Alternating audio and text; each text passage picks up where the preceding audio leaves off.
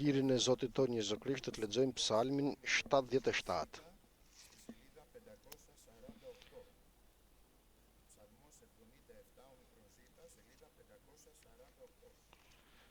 Psalmi 77. Me hirin e Krishtit tonë.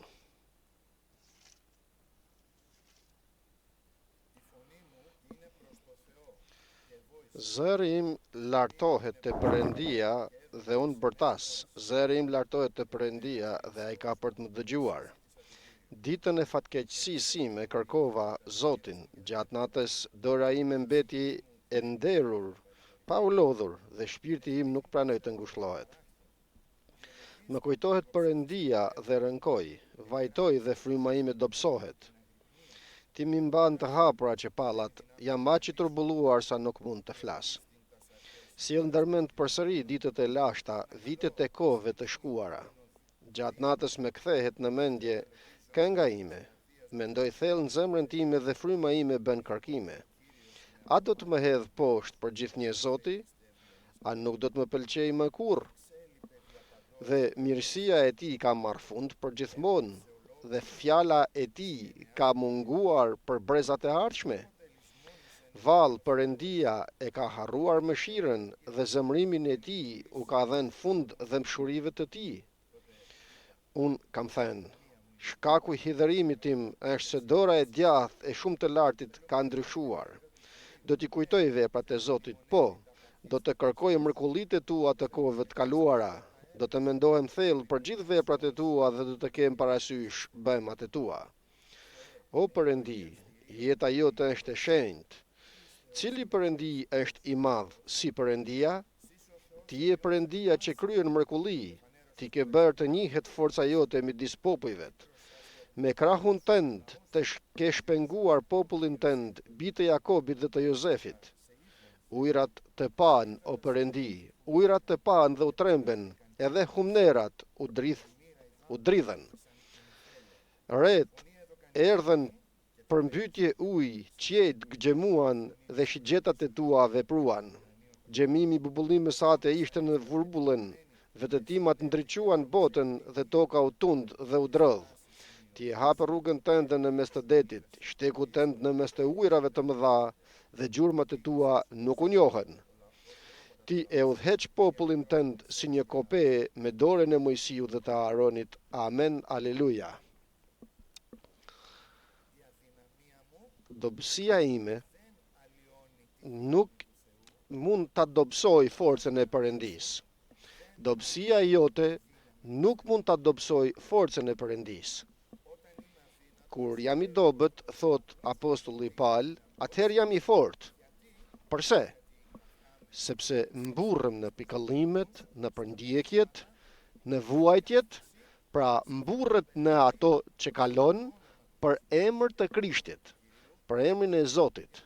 Sepse nëse vuani si hajdud, si vjedhës apo si vrasës, atëherë çfarë hirit kërkoni të keni? Por nëse vuani për emër të Krishtit, dhe nëse kaloni për ndjekje, pikëllime, derë të ngushtë dhe udhë të vështirë për emër të Krishtit dhe për mbretërinë e qiejvet, jeni të lumur, thot Krishti.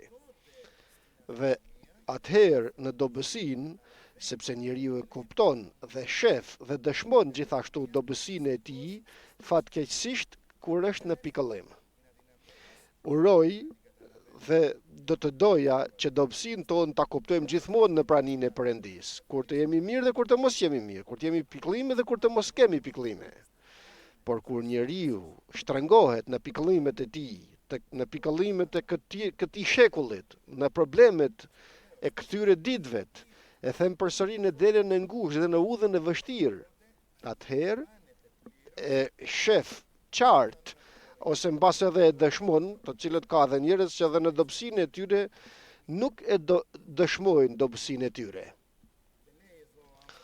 Dhe thot këtu njeriu i Perëndisë, zëri im drejtohet tek Perëndia dhe i këllthita atij, dua të dëshmoj një çështje që ka ardhur në jetën e tij. Diçka që kalon, domethënë, dhe thot se thirra me forcë tek Perëndia dhe e mirë është kjo. Kur të marrësh vendimin që të thrasish Perëndin, dhe thamë edhe para pak ditësh nëpërmjet zemrës tonë, por edhe nga goja jon, ti thrasim Zotit me shpirtin ton. Atëherë gjë e mirë është kjo dhe gjë e mirë pritet të vijë. Ta kujtosh këtë kur ti thrasësh Perëndis, Perëndia diçka të mirë ka përgatitur për ty. Zëri im drejtohet tek Perëndia dhe më dëgjoj. Ma nuk më dëgjoj fill në vend sikur ta shohim me poshtë, por përfundimisht e dëgjoj Zoti. E dëgjoj Zoti klithmën time, zërin tim. Nuk ka zë, thot fjala e Perëndis, mbi faqen e dheut të cilët nuk dëgjohet. Aq më tepër kur bijtë e Perëndis i tharrasin atij se si Perëndia është gati të dëgjoj. Kushdo qoftë ai, mjafton të jetë bir ose bie e Perëndis. Dhe kur ishim në botë, për të parën herë kur thirrëm Krishtin, nuk erdhi Zoti në jetën tonë. Përse të mos vijë edhe tani, pra Zoti? Erdhi atëherë kur ishim në mëkat, vëllezër dhe motra, dhe në ferr kur ishim. Dhe nuk do të vijë tani që kemi Krishtin ndërmjetës, patjetër që Zoti do të vijë. Ky njeri këtu që ta thoi këtë se erdhi Zoti dhe më dha dëgjim fjalëve të lutjes time, nuk ishte gjë e thjesht, kaloi një dobësi, sepse është njeri. Dhe sikur se ne jemi njerëz dhe Perëndia e kupton se si jemi të krijuar. Na kupton, na ndjen. Për këtë arsye dhe është ndërmjetës mes Perëndis dhe njeriu Jezu Krisht. Thot pra dëshmin e tij. Ditën e fatkeqësisë time, thot në paragrafin e 2, e kërkova Zotin. Erdhi pra në jetën time, erdhi fatkeqësia ose pikëllimi dhe kështu mora një vendim që në këtë fatkeqësi timën të kërkoj Zotin. Mirë bëri që e kërkoj Zotin, sikur se tham. Gjatë natës dora ime mbeti e nderur, pa u lodhur dhe shpirti im nuk doi të ngushëllohej. Nuk e di nëse ju ka rastësi në pikëllimin apo në fatkeqësinë tuaj të kërkoni të gjeni ngushëllimin e Perëndis, të doj Perëndia të ngushëlloj dhe të mos dojë shpirti im. Të mos dojë shpirti jon ngushëllimin e tij. Unë t'ju them se si e kam kuptuar, vëllezër dhe motra, e shohim dhe të shkruar këtu dhe në vende të tjera të shkrimit, se si Jezusi thërret në Jeruzalem duke thënë dhe qanë mbi Jeruzalemin, ashtu sikur se po hynte në Jeruzalem të fundin herë, sa herë desha të vija, t'ju ngushëlloja, t'ju forcoja dhe t'ju mbledhi, thot, bite tu, sikur se pula mbledh zogjtë e saj, por ju nuk deshet. Dhe qëndroj dhe mendoj dhe të them, ma është e mundur të mos dua ngushëllimin e Zotit? Po, por Zoti thot, sa herë Jeruzalem dërgova unë profetët e mi, sa herë dërgova shërptorët e mi, fjalën time të shenjtë, e dërgova tek ju dhe ju nuk dëgjuat. Ju nuk i dhat kujdes, nuk i dhat rëndësi dhe mundësisht nuk bet asgjë nga sa ju thash. Dhe dini vëllezër dhe motra se shumë herë ngushëllimi i Zotit vjen kur Zoti shef brenda nesh një zemër të përulur, por edhe një zemër që don të bëj vullnetin e tij. Akoma edhe nëse nuk ja arrin akoma, por don ta bëj vullnetin e Perëndis. A don ta bësh vullnetin e Perëndis? Nuk është kollajt përgjigja, sepse shpesh herë vullneti i Perëndis nuk është i kollajt për ne. Dhe në mishin ton nuk duket e thjesht dhe e kollajt, por don betej, don lutje, don agjerim, don lot, don dhimbje, don gjunj. Nuk është edhe e lehtë shpesh herë, por nëse ti ke marrë një vendim të ndjekësh Perëndin, a ke marrë këtë vendim? E kemi marrë, na ndihmo o Zot. Do të vijë Zoti të ngushëlloj, të ndihmoj.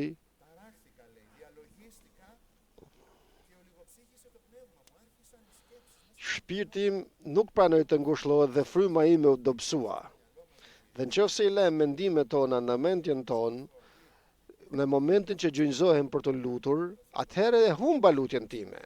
Vinë mendime të ndryshme, në momentin që hapi Biblën për të lexuar, mendime të tjera, shqetësime, çfarë do të bëjmë me këtë, çfarë do të bëjmë me tjetrën. Ma të gjitha në atë moment të vinë, gjë e habitshme është. Të njëjtën gjë ndjeu edhe këtu Asafi. Asafi i cili mendonte të ndryshme, çfarë do të bëj këtu, çfarë do të bëj atje, si erdhën gjërat në jetën time, vështirësitë, udhkryqjet në jetën time. Mbajta sytë e mi zgjuar, thot, nuk munda pra të mbylli sytë, nuk mund të flinte nga ankthi i tij u trondit dhe nuk mund as të flisja. Mendoja për ditët e kaluara, për vitet që kaluan, mendoja, i bie në mendjen time udhët e mia që kam kaluar, jo udhën e Zotit, por udhën time. Natën mendoj në zemrën time dhe them, po çfarë do të bëhet tani, si do të bëhet njëra, si do të bëhet tjetra, dhe me frymën time dhe mendja ime shëtite të gjitha këto mendime, zemra ime, ku do ta drejtoj njeriu? Do ta drejtoj në udhë të gabuar, thot tek shtata. A do të më hedh poshtë për gjithë një Zoti dhe nuk do të jemi pëlqyeshëm më për të kurrë? Pra, njeri perëndis është, kujdes këtu, njeriu që ka shijuar mëshiren, mirësinë, dashurinë e Perëndis. I ka shijuar këto dhe tani vjen dhe ngatërrohet në mendjen e tij. Mos vallë Perëndia nuk më don më.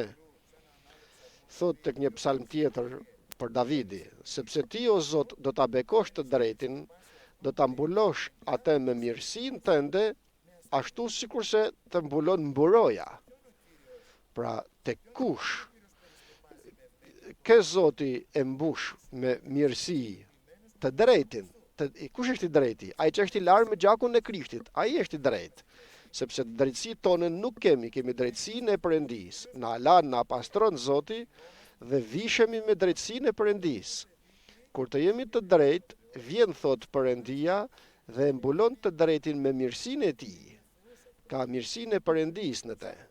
Dhe Asafi tani mbase mendon se mos vallë rash më katova, nuk bëra vullnetin tënd o Zot. Dhe tani mirësia në jetën time mos erdhi sepse mirësia jote nuk është më me mua. Po, ke mirësi ti o Zot. Por me mua mos vallë nuk ke më. Mos vallë e humba mirësinë tënde. Mundësisht tek Jeremia ka një paragraf shumë të bukur, po ta shoh, është në kapitullin e 2 të Jeremias, thot Perëndia, më kujtohet, thot, për ty, o biri im, thot Zoti, mirësinë time në rinin tënde. Atëherë kur ishe në dashurinë e parë, dashurinë e parë që kishe, dashurinë kur më njofte për të parën herë, ajo dashuri ku nuk ishte dashuri e rreme, nuk ishte dashuri hipokrite, por dashuri e vërtet. Përse? Sepse së pari shijove dashurinë time, thot Krishtin në kryq të Golgotes. Dhe atëherë, nga që dashuria jote e rinis sate ishte kaq e madhe, më kujtohet, thot, ndaj tejet mirësia ime. Pra mirësia ime ishte e madhe mbi ty, kur më ndiqje në shkretir, në vend ose në tokë të pambjellë.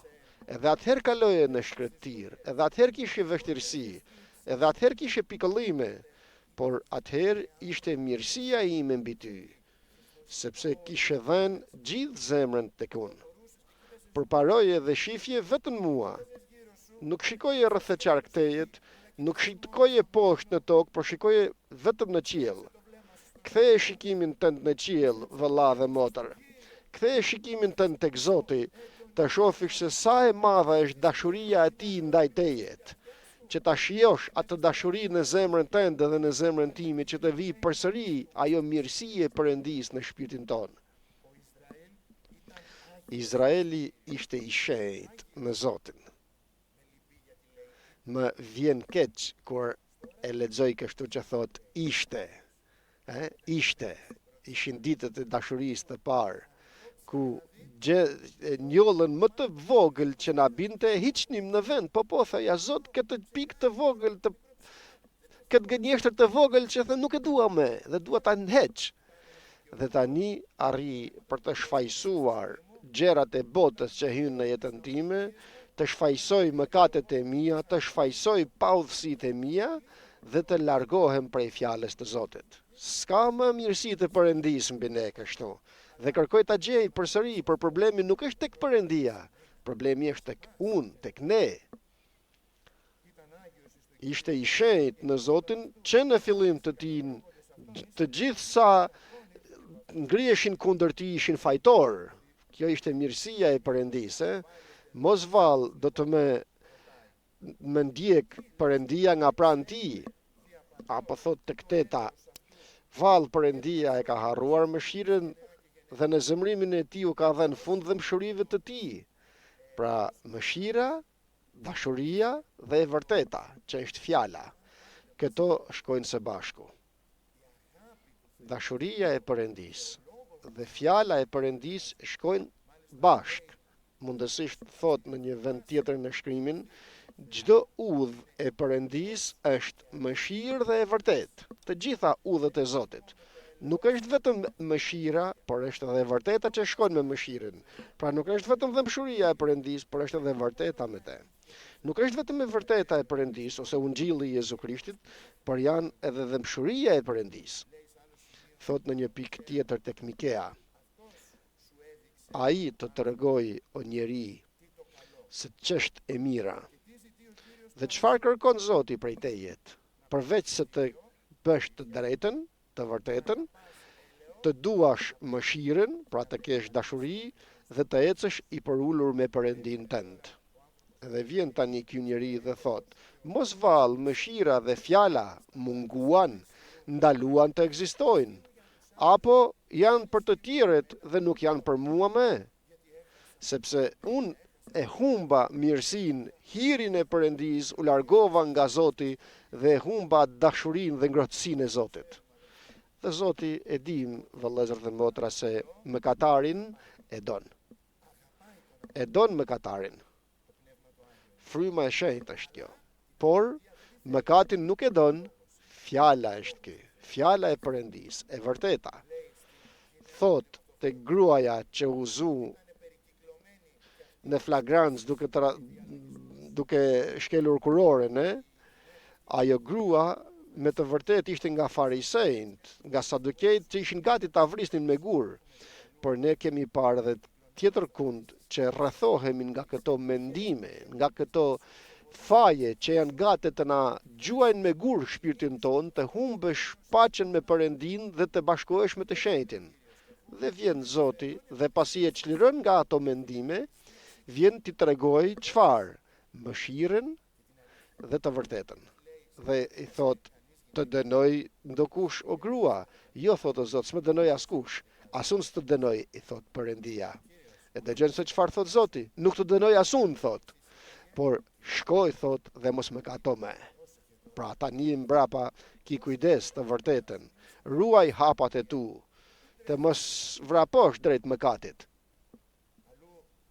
Tjetër kund Zoti e kishin kërkuar në një shtëpi dishepujt, nëna e tij, dhe ashtu sikur se ai ishte tek ajo shtëpi dhe fliste fjalën e Perëndisë, nga jashtë ishte nëna e tij, dhe shkojnë dishepujt dhe vëllezërit, nëna dhe vëllezërit e tij e kërkuan. Dhe i thojnë dishepujt janë jashtë, nëna dhe vëllezërit e tu dhe të kërkojnë, duke pritur se i don. Është nëna e tij dhe vëllezërit e tij, i don. Do të dalë jashtë t'ju flas. Do ta lej fjalën e Perëndisë, do ta lej veprën e Perëndisë, do të dalë jashtë të shoh nënën dhe vëllezërit e tij. Zoti nuk bëri kështu. Jo se nuk i donte, por Zoti mëshirën dhe të vërtetën i ka së bashku. Nëna ime dhe vëllezërit e mi janë ato, dhe tregon dishepujt e vet Zoti. Ato të cilët dëgjojnë dhe bëjnë fjalën e Perëndisë. Thot pra Asafi, mos vall, Perëndia ka harruar mëshirën dhe zemrimi i tij ka mbushur, i ka dhënë fund dhe mshurisë të tij.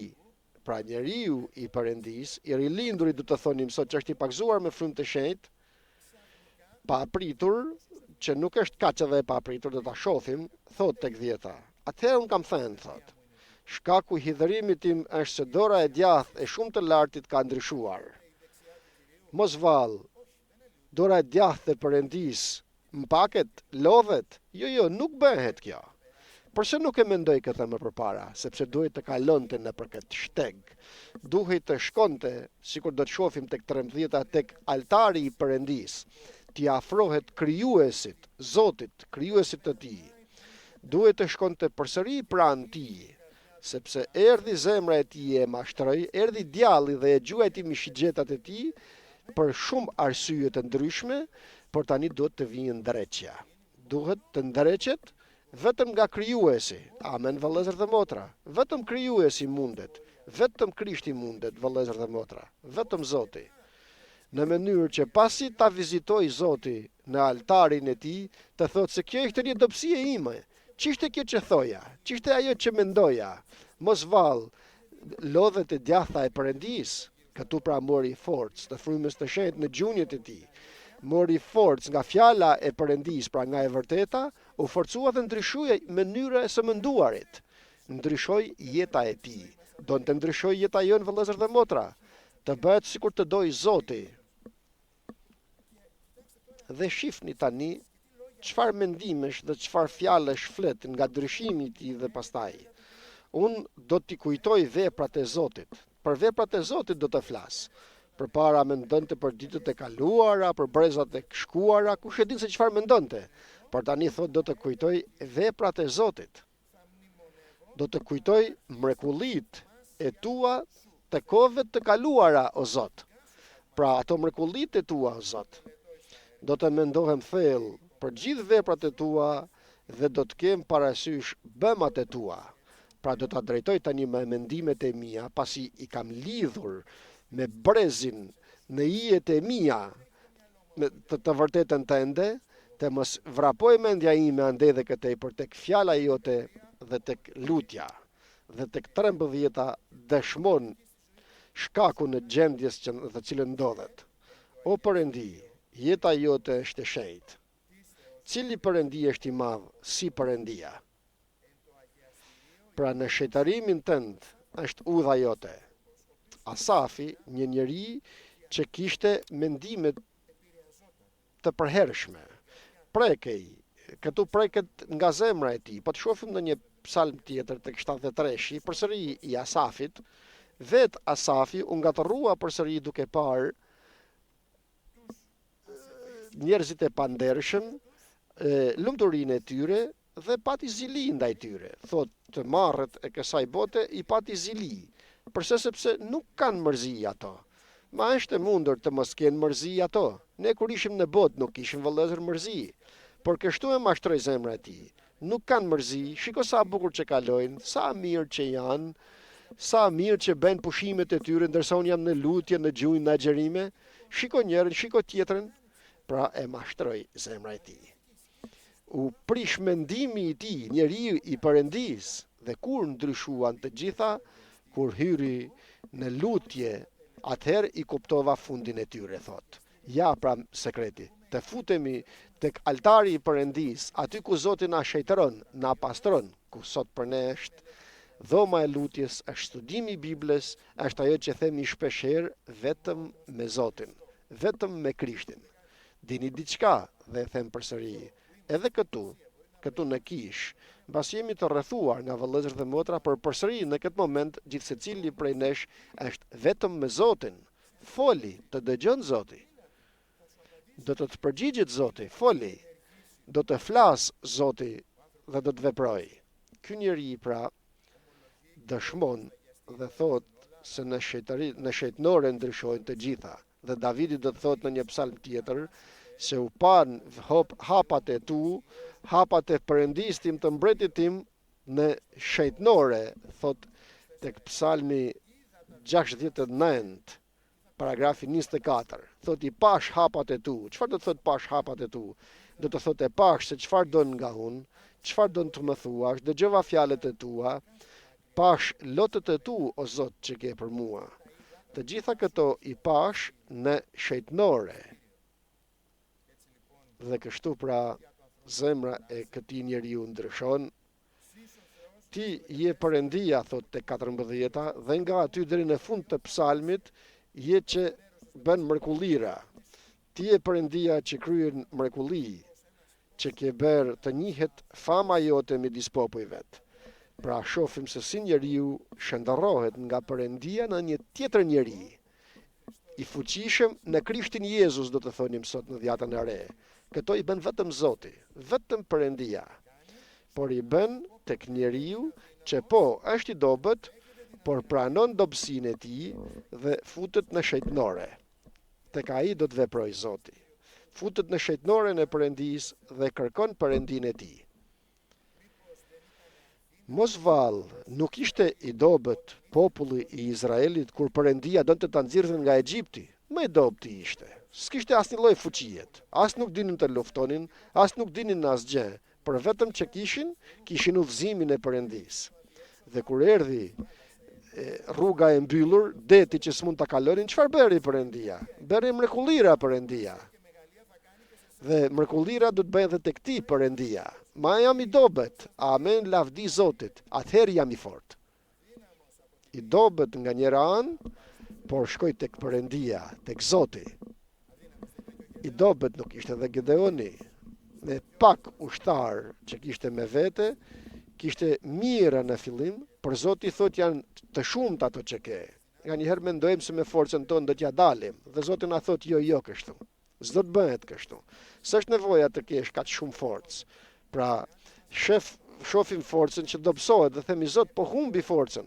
Por do të vijë Zoti që do të ndërhyjë Zoti. Kur shef që humb forcën, vjen ora e Zotit. Lavdi Perëndis.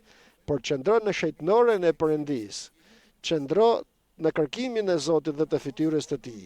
Dhe erdhi ora që me 300 dhe jo luftëtar, por dobori kishin atje dhe disa vazo që i thyen, çfarë bën Perëndia çfarë të doje bën Zoti. Por edhe Davidi, një i dobët, i varfër, një bari i delesh, i fundit fare, e bëri Zoti të fitoj dhe të mposht armiqtë e Zotit. Këtë do të bëj Perëndia në ne. Mjafton që të hyjmë në shejtënoren tonë, të na pastroj Zoti, të na shejtëroj, të vim në lidhje me Zotin dhe të tjera do t'i bëj Zoti. Amen.